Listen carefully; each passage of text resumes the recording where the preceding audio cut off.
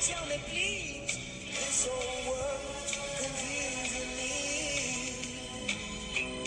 Clouds as mean as you've ever seen, ain't a bird who knows you're true. Then a little voice inside you whispers, kid, don't sell your dreams so soon. Everywhere you look, everywhere there's a heart, I came to hold on to. Everywhere. Good morning, America. I'm Caitlin Golak. And I'm Julia. Today is May 29th, 2048. The weather has only increased by 2 degrees this year. And the rate of the sea level is slowly rising, but higher elevations are still inhabitable. What a great day to be alive. Later today, Congress will vote on passing the Animal Welfare Act of 2048, which will outlaw any animal parks not deemed as rehabilitation. If passed, this act would require SeaWorld to close to the public. Now let's go to Jackie in Washington with word on federal government. Jack. Thank you, Caitlin and Julia. Today I'm happy to report that in the last regional elections, there was a 93% voter turnout rate. This is a 10% increase from the regional elections of 2046. In other news, today marks the 20th anniversary of the 29th Amendment, which declared the Electoral College outdated and unconstitutional. Many celebrate the occasion with family barbecues and block parties. However, others still remain cynical, as just 2 weeks ago marked the 22nd anniversary of the 28th Amendment, which completely slashed state power.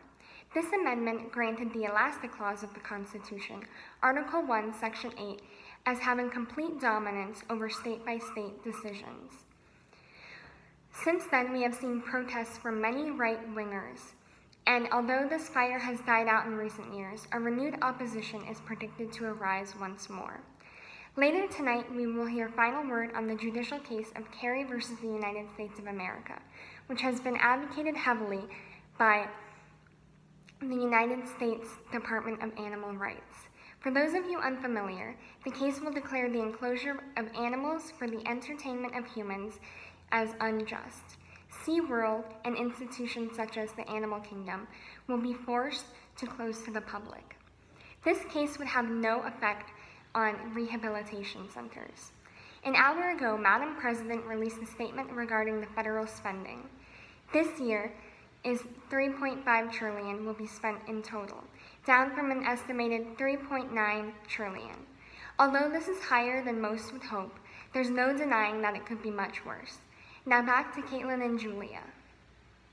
Thank you, Jackie. Let's hope that somehow the yearly spending can decrease from $3.5 trillion. I agree. On that note, let's take it to Sam with deficit spending. Sam? It is well known that since the year 2029, the United States annual deficit has been greater than $2 trillion, completely outpacing the growth of our economy. With this in mind, one wouldn't be unreasonable to think that it is an insurmountable problem. This, however, is not the belief of our federal government, which has recently issued statements regarding government spending in the upcoming year. Budgets for medical, social security, and transportation programs, as well as foreign affairs, remain largely unchanged, while the military will suffer a dramatic reduction in funding after the foundation of the U.S. Department of Electronic Education. Classical education formats have become outdated, allowing for massive budget cuts. Now back to Caitlin and Julia. Speaking of the education, the U.S. Department of Electronic Education has released an official report regarding the nationwide system failure. Digital students cannot log on or get in contact with administrators. The USER says the crash occurred at 9:23 a.m. and is ongoing. However, they are confident to get everything up and running within the hour. We will keep you updated on that as the day progresses.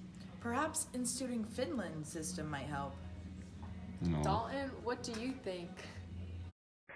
Sam, the crash today just highlights the point that the American education system is poor, as opposed to a country like Finland.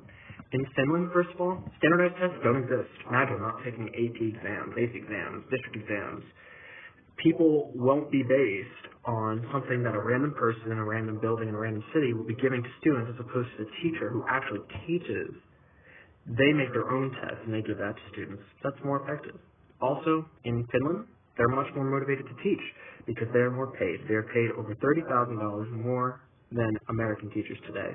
And honestly, that causes for a lot more respect. Teachers need to have more respect. They can change lives. They can change topics, hobbies. They can change the way a person views the world. It's just something they do. It's the magic of teaching.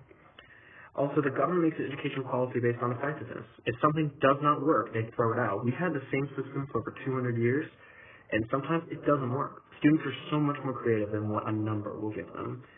Also, in Finland, they have a lot of hands-on technologies. They have a lot of hands-on experiments. And obviously all countries can't use that, but hands-on work is something that all teachers can enforce.